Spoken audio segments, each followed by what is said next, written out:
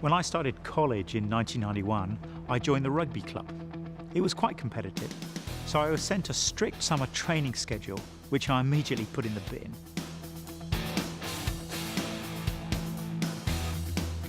Anyway, September rolled round and I arrived for club testing and training, feeling fairly confident. When I got there, all the guys were very quiet, which was unusual. Then suddenly the coach came in and said, "Right, we'll start with the bleep test." The bleep test is a test where you run back and forth over 20 yards in time with a bleep that gets faster and faster. You run until you drop. In my case, that was not long in coming. I was the second to drop out, having collapsed and been physically sick. Next, we had to strip down to our shorts for the so-called fat test. Why not leave this part of the story to the imagination? Basically, the fat test is when your fat content is measured by this contraption that pinches the flesh all over your body.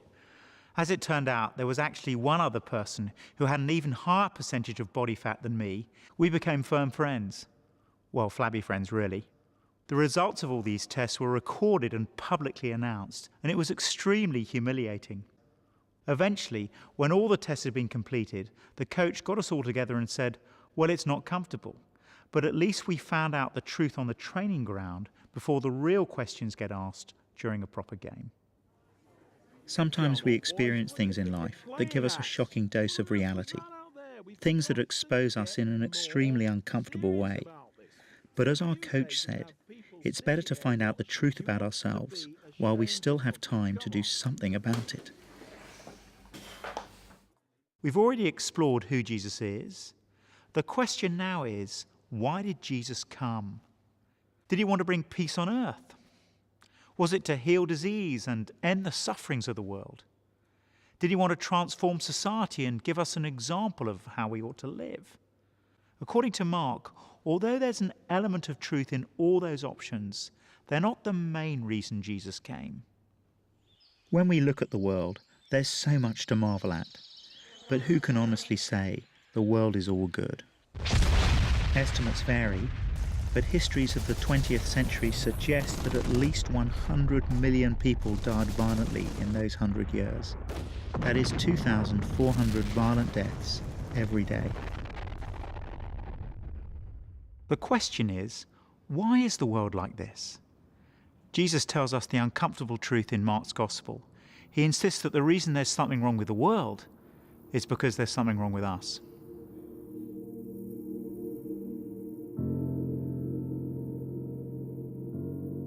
Imagine for a moment a huge public gallery.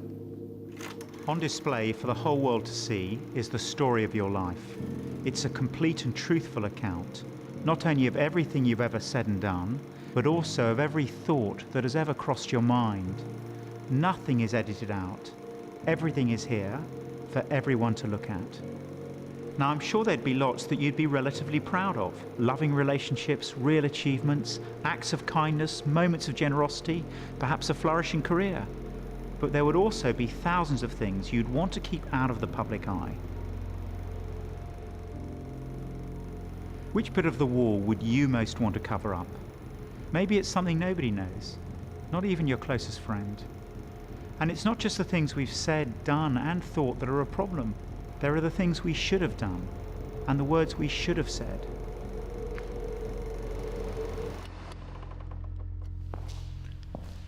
If my life were on those walls, it would be a nightmare.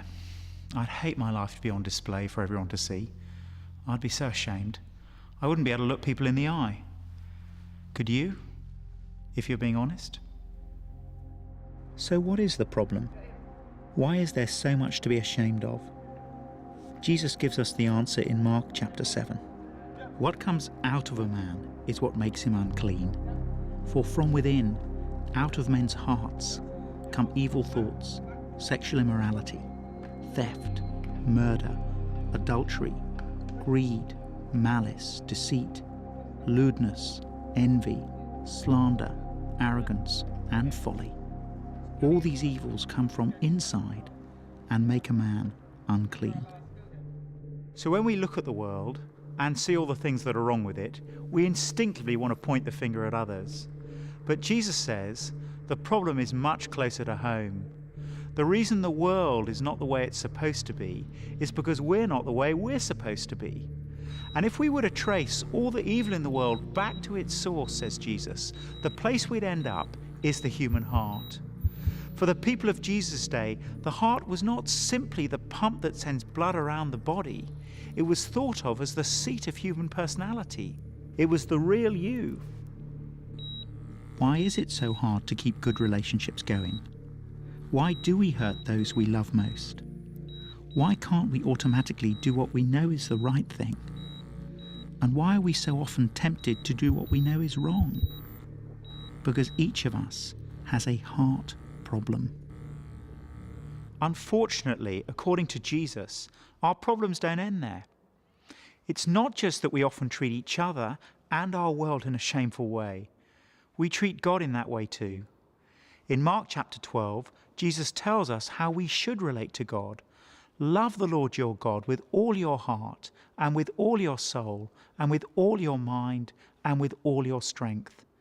Jesus calls this the most important commandment, and with good reason.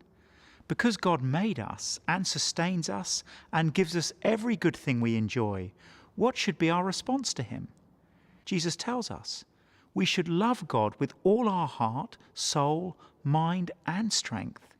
And the really scary word here is all. It means that no part of our lives is to be withheld from God. He is to have all of everything. But that's not our heartbeat. We decide exactly what we'll do with our heart, soul, mind and strength. We give our hearts to lots of things, but not to our Creator. We barely know His commands, let alone seek to obey them. We develop relationships with others, but neglect the very relationship for which we were primarily designed. And instead of loving God, we live as if we were God. And that's what the Bible calls sin. So why did Jesus come? According to Mark's Gospel, Jesus came to cure our heart problem, the problem of our sin. Here's what happens in Mark chapter 2, verses 15 to 17. While Jesus was having dinner at Levi's house, many tax collectors and sinners were eating with him and his disciples, for there were many who followed him. When the teachers of the law, who were Pharisees, saw him eating with the sinners and tax collectors, they asked his disciples, "Why does he eat with tax collectors and sinners?" On hearing this, Jesus said to them, "It is not the healthy who need a doctor, but the sick. I've not come to call the righteous, but sinners." Notice how uptight these people are with Jesus. They're called the Pharisees and the teachers of the law, and they were the religious establishment. They were always at the synagogue, always praying, always trying to do the right thing.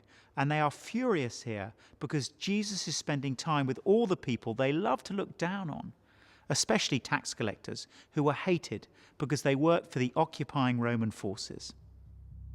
But the shock for us, as it was for many religious people at the time, is Jesus' statement in verse 17. It's not the healthy who need a doctor, but the sick.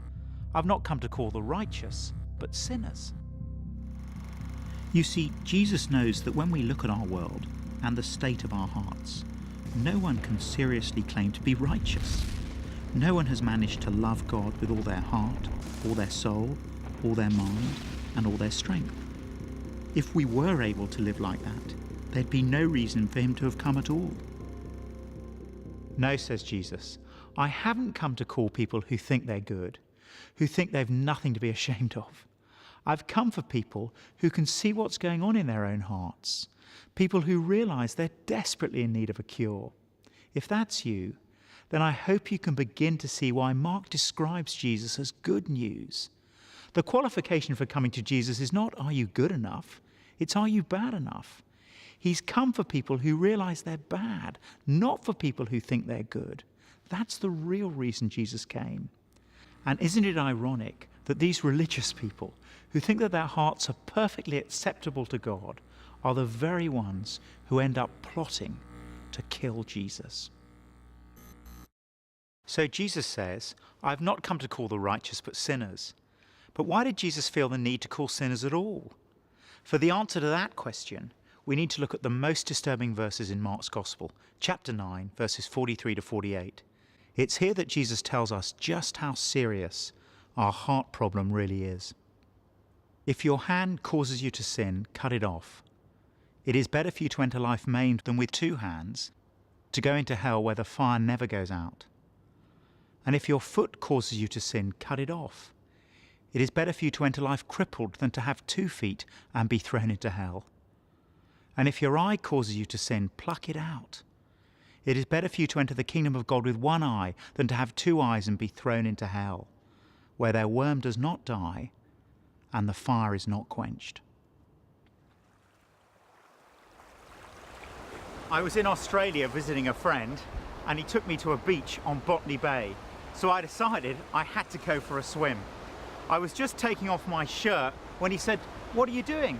I said, "I'm going for a swim." He said, "But what about those signs?" I said, "Oh, don't be ridiculous. I'll be fine."